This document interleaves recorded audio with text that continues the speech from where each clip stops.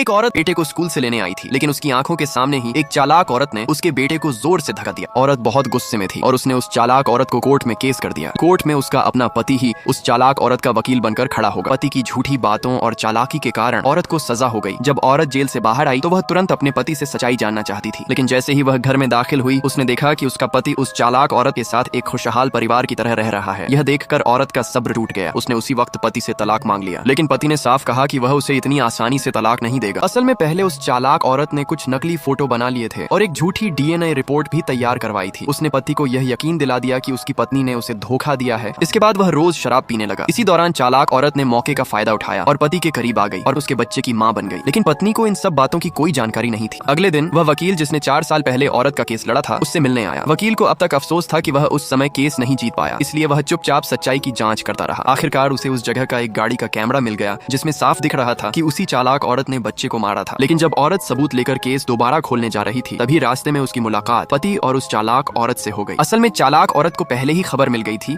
कि औरत को सबूत मिल गए हैं। उसने तुरंत लोगों को भेजकर औरत को पकड़वा लिया और सबूत छीन ली। पति ने गुस्से में उन सबूतों को वहीं तोड़ दिया और औरत को धमकाया। इसके बाद औरत ने पति से हमेशा के लिए दूर जाने का फैसला कर लिया। जाने से पहले उसने एक असली डीएनए रिपोर्ट तैयार करवाई और उसे पति के लिए आखिरी तोहफे के रूप में रखा। और फिर औरत ने फैसला कर लिया कि अब वह अपने बेटे के साथ इस दुनिया में नहीं रहेगी और उसके पास जाने का रास्ता चुन लेगी। दोस्तों, क्या औरत ने सही किया या फिर उसे बदला लेना चाहिए था? कमेंट करें।